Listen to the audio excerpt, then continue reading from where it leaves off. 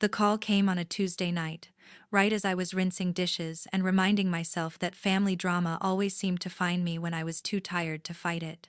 My sister's name lit up my phone, and for a moment, I almost let it ring out. Almost. Instead, I dried my hands and answered, already bracing myself. She didn't waste time on small talk. She launched straight into details how her daughter's graduation was going to be big. A rented venue, caterers, a photographer, a DJ, the kind of event that felt excessive for a school ceremony, but perfectly on brand for my sister. I listened quietly, nodding to myself, waiting for the part where she mentioned the invitation, where she said, "Of course you and your child will be there." That part never came. Instead, her voice shifted just slightly, cooler, more deliberate.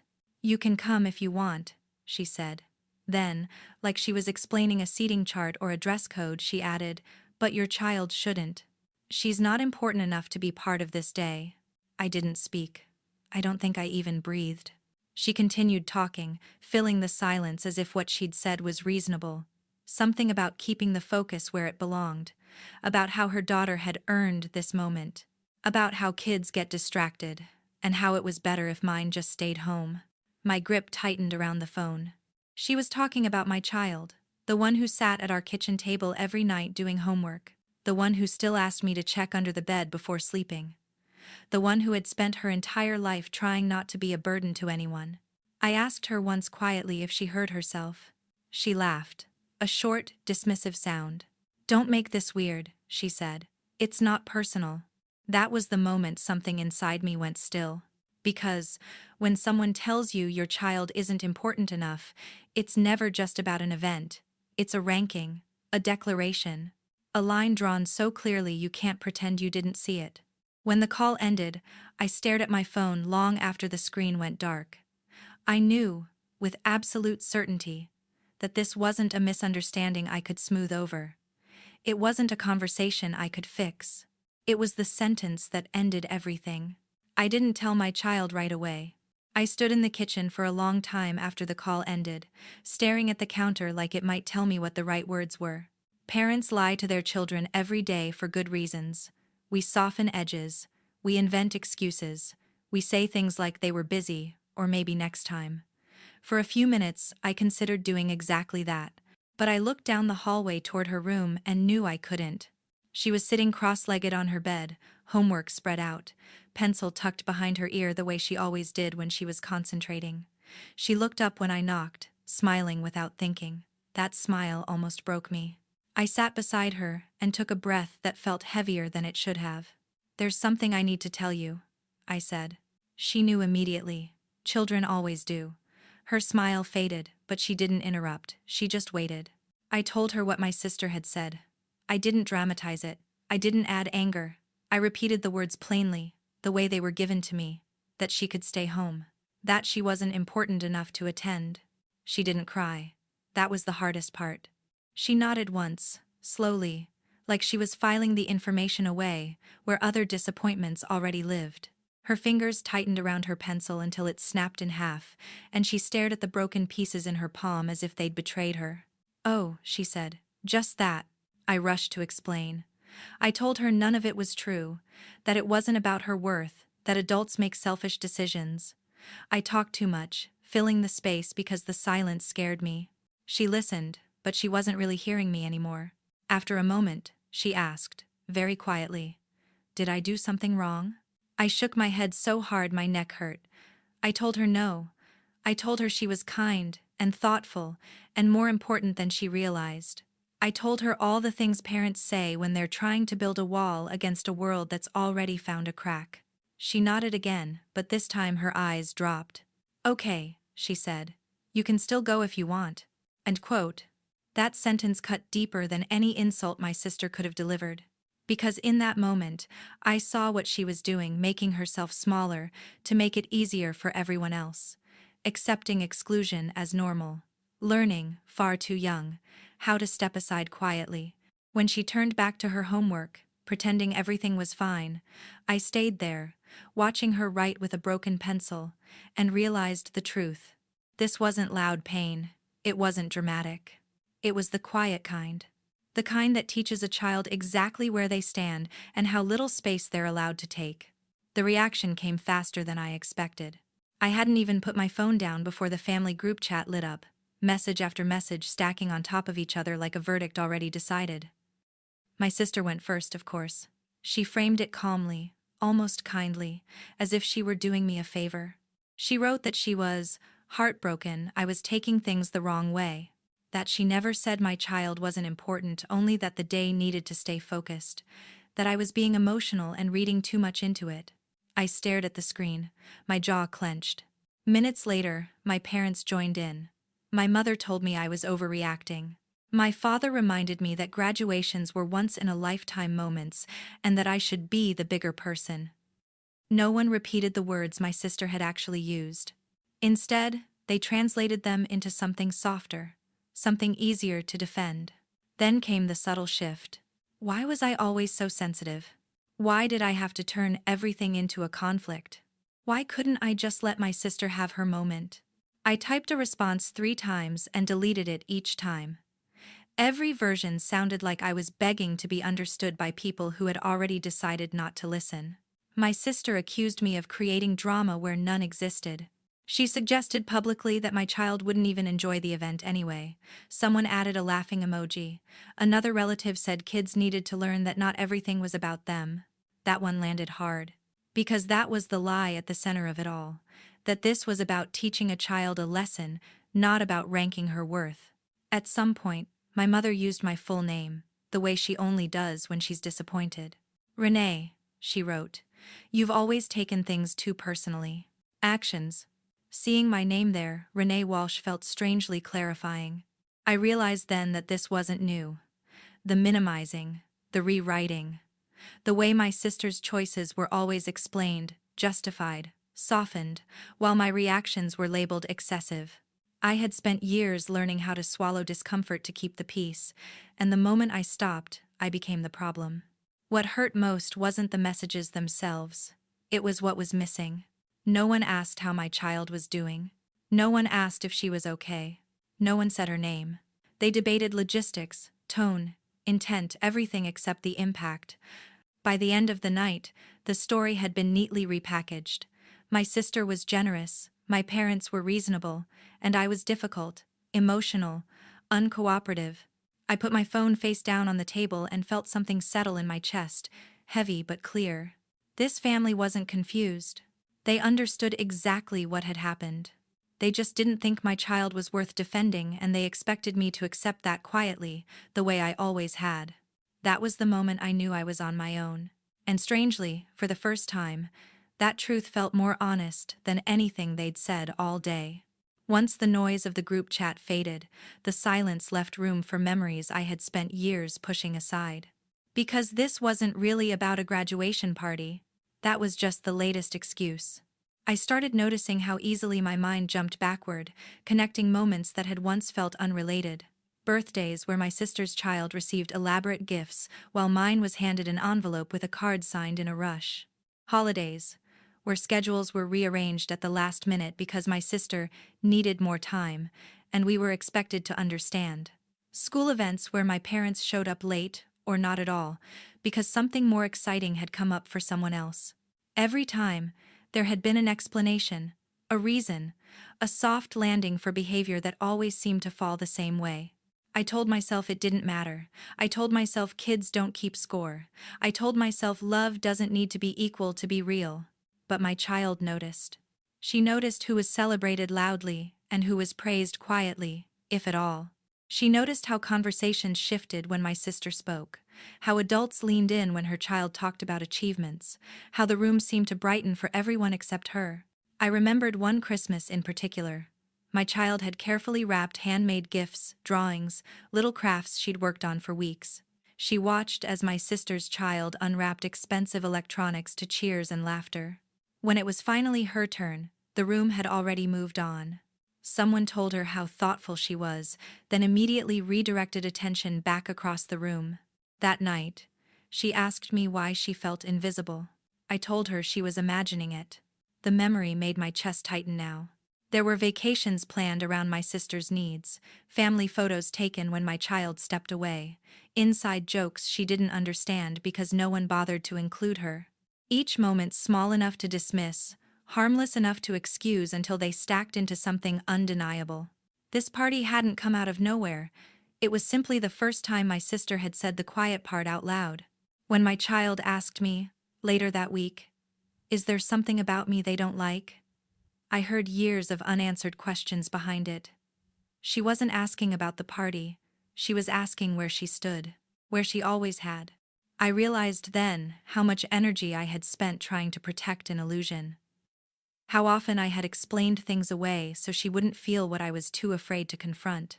The truth was uncomfortable, but it was finally clear. This family had been teaching my child a lesson for years, just not the one they claimed. They had been teaching her how to accept less, how to stay quiet, how to step back so others could shine brighter. And in that moment, sitting across from her, watching her wait for an answer I could no longer soften, I made a decision I should have made long ago. This was the last time my child would learn that lesson from people who were supposed to love her. I didn't announce my decision. There was no dramatic message sent to the family, no final argument in the group chat, no attempt to explain myself one more time in hopes that someone might finally understand. I had learned, painfully, that explanations were just invitations for debate, and I was done debating my child's worth. Instead, I went quiet. The graduation was still days away, and my phone kept buzzing with logistics. What time everyone should arrive, what colors to wear, where to park. Messages written as if the problem had already resolved itself, as if my child's absence had been neatly accepted as reasonable. I read them, and said nothing. One evening, while my child sat at the kitchen table coloring in a book she'd outgrown but still loved, I asked her a simple question. "What would you like to do that day?" She looked up, surprised. That day? The day of the graduation. Her shoulders tensed instinctively, like she was bracing for disappointment. "I don't know," she said carefully. "Whatever you want." That answer told me everything. I closed the distance between us and sat across from her. "What you want matters," I said. I meant it, but I also knew she wasn't used to hearing it applied so directly. She thought for a moment. Then her eyes lit up just a little. She mentioned a place she'd been asking to go for months, somewhere loud and bright and joyful. Somewhere that had nothing to do with family expectations or polite smiles. "Okay," I said. "Let's do that." She smiled, not the cautious kind, but a real one, and went back to her coloring, already imagining the day.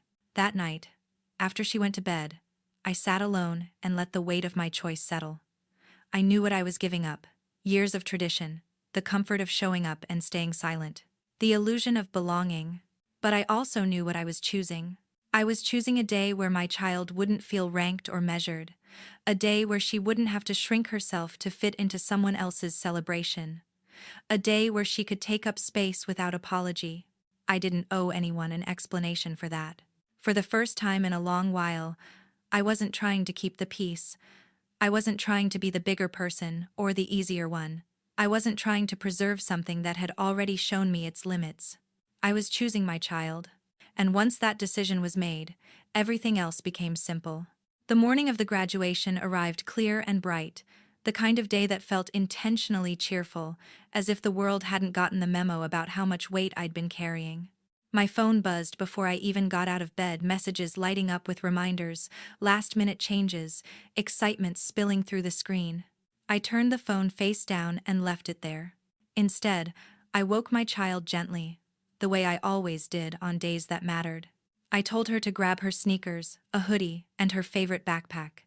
No explanation beyond that. She didn't ask questions. She just smiled sleepily and moved with a lightness I hadn't seen in weeks. We drove with the windows down, music playing too loud, the air warm and free. The farther we got from the city, the quieter my thoughts became. For once, there was no schedule dictated by anyone else's expectations.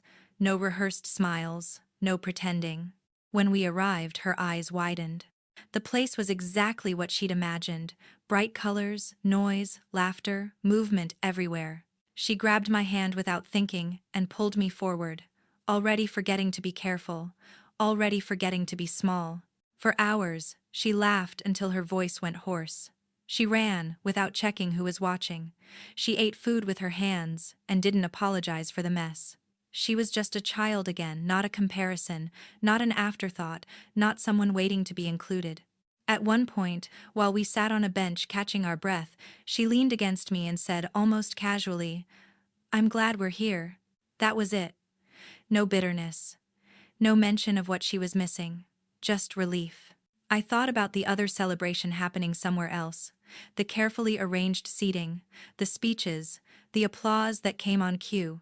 I imagined the photos that would be posted later, the captions about family and love and milestones. And for the first time, none of it felt like something I was missing out on. I looked at my child, sun-flushed, happy, completely present, and knew exactly where I belonged.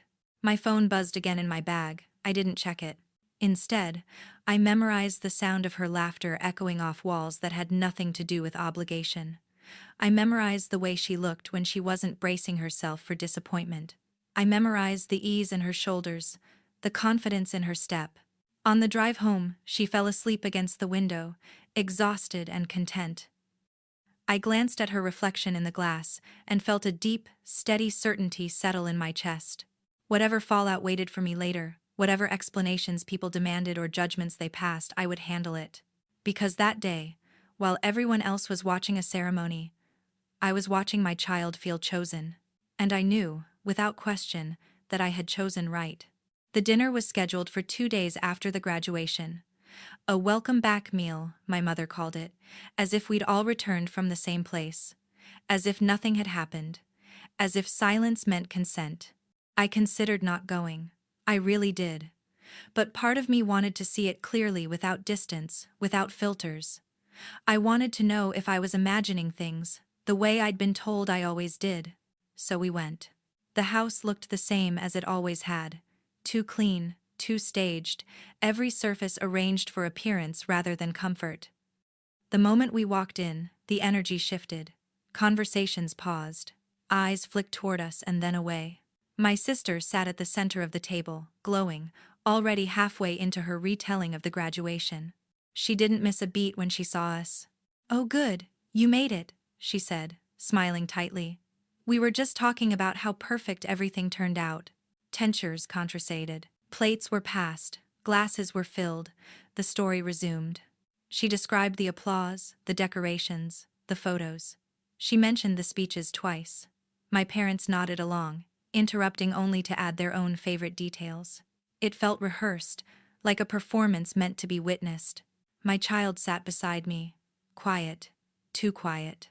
At one point, my sister laughed and said, "Honestly, it's probably better when fewer kids are around. Less distraction, you know." She glanced down the table, just briefly, then looked away. Someone chuckled. Someone else agreed. I felt my child stiffen next to me. The conversation moved on, but the damage lingered. My sister's husband made a joke about how exhausting kids can be when they don't understand when something isn't about them. My father smiled. My mother changed the subject too quickly, which somehow made it worse. I watched my child's fork hover over her plate. Watched her push food around without eating. Watched her shoulders creep upward, the way they always did when she was trying not to cry. Finally, she slid her chair back quietly and stood. "I need some air," she said, voice thin but steady. No one stopped her. The door closed softly behind her, but the sound echoed in my chest. A few seconds passed in uncomfortable silence before my sister sighed. "She's sensitive," she said lightly. "She'll be fine." That was it. I stood up. Every head turned toward me, forks paused midair, expressions ranging from annoyance to curiosity. I didn't raise my voice. I didn't slam my hand on the table. I simply looked around the room at my parents, at my sister, at every adult who had just watched a child excuse herself in quiet distress. "You all saw that," I said. My sister rolled her eyes. "Renee, don't start." "I'm not starting anything," I replied calmly. "I'm ending it." My heart was pounding, but my voice didn't shake. For the first time, I wasn't trying to smooth anything over. I wasn't trying to make this easier for them. I turned toward the door, already moving. Behind me, someone said my name. Someone else muttered that I was overreacting. A chair scraped. A glass tipped. I didn't look back. I found my child outside, sitting on the steps, arms wrapped tightly around herself. I sat down beside her and pulled her close. She leaned into me without hesitation, like she'd been waiting for permission to fall apart.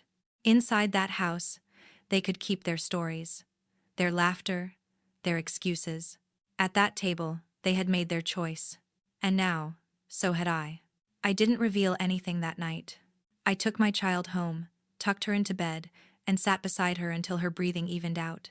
I listened to the quiet of our house, the kind that settles after something breaks cleanly, and I let myself feel it without rushing to fill the space. By the time I stood up to turn off the light, the decision had already been made. The reveal wasn't going to be emotional. It was going to be precise. 2 mornings later, while my child was at school, I sat at the kitchen table with a mug of coffee I barely touched. My phone lay face up beside me. No dramatic countdown, no rehearsed speech. Just clarity. I scrolled to a contact saved under a name no one in my family had ever seen. The one I had been careful to keep separate. The one I had insisted remain private for years. I pressed call. "Morning, Renee," he answered, businesslike and calm. "Are we proceeding?" "Yes," I said. "We are." There was no hesitation on either end. He already knew what that meant. For 2 years, I had been the silent partner. The one who provided stability without visibility. The one who asked for nothing in return except professionalism and integrity. I had kept my name off documents, off announcements, off conversations on purpose. Not because I was hiding, but because I wanted no one to ever question whether family ties had earned favors they didn't deserve. That decision had protected them. It also meant the reversal would be clean. Within minutes, confirmation emails started rolling in. Formal language, polite phrasing, firm outcomes, support withdrawn. Commitments dissolved, meetings canceled, the kind of language that doesn't argue and doesn't apologize. By the time my phone buzzed with the first missed call from my sister, it was already done. The calls came in waves after that: my parents, my sister's husband, numbers I hadn't seen in years. I didn't answer. I didn't need to. When my sister finally managed to get through later that afternoon, her voice was frantic, stripped of its usual confidence. "Renee, what did you do?" she demanded. "This is a misunderstanding. You need to fix it." I let her speak. I let her talk about timing and pressure and embarrassment. She never once mentioned my child. When she paused, waiting for reassurance, I spoke calmly. "This isn't a misunderstanding," I said.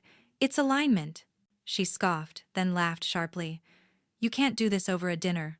Over a party." I corrected her. "I didn't do this over a party. I did this because you told my child she wasn't important enough. And then you laughed when she proved you wrong by leaving the table." Silence stretched on the line. "You never knew," I continued evenly. "Because you never asked. You never thought you needed to." Her voice dropped. "You're serious." "I've never been more serious," I replied. By the end of the call, her tone had shifted from outrage to panic.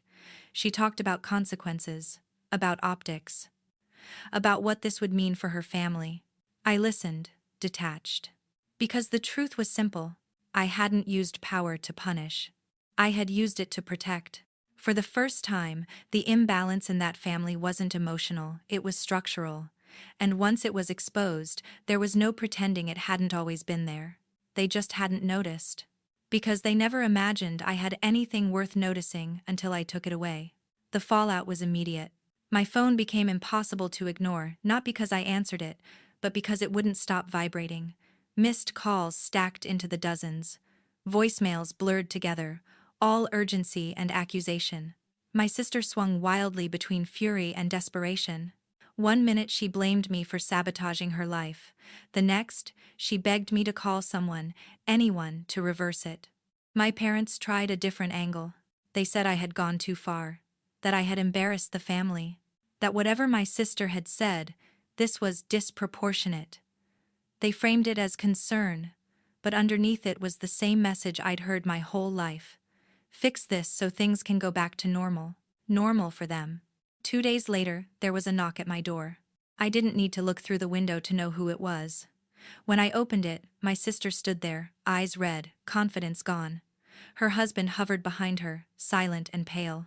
They talked over each other about financial pressure, about their child's future, about how scared they were. They talked for several minutes. They never said my child's name. That was when everything became painfully clear. I waited until they ran out of words, then spoke calmly, evenly. "You didn't lose my support because of money," I said. "You lost it because you showed me exactly who matters to you, and it wasn't my child." My sister started to cry. She reached for my arm. I stepped back. Then I said the final line, the one I'd carried with me since that phone call weeks ago. "Your child's future is not my child's responsibility, and neither is yours." I closed the door gently. No shouting, no slam. Just the sound of a boundary locking into place at last. The quiet that followed was different from the silence I'd known before. It wasn't heavy. It wasn't tense. It didn't feel like something waiting to explode. It felt earned. In the weeks that followed, the noise faded. The calls stopped coming as often.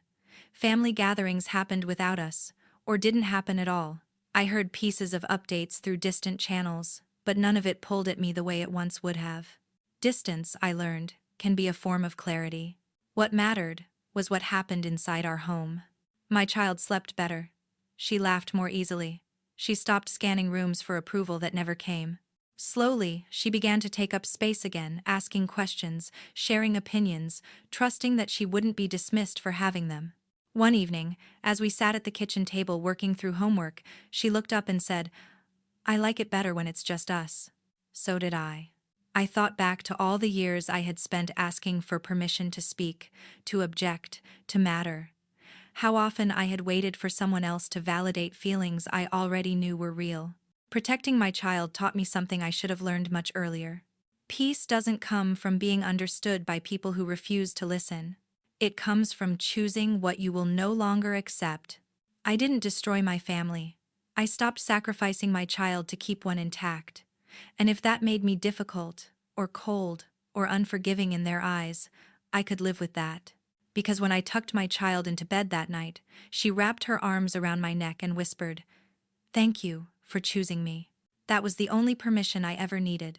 What I learned is this: boundaries are not cruelty, and peace doesn't require permission. In real life, protecting your child or yourself sometimes means disappointing people who benefit from your silence. If this story resonated with you, take it as a reminder that dignity is taught by example. If you believe more people need to hear stories like this, please subscribe to the channel, like the video, and share your experience below. Let's build a space where choosing yourself is never shameful.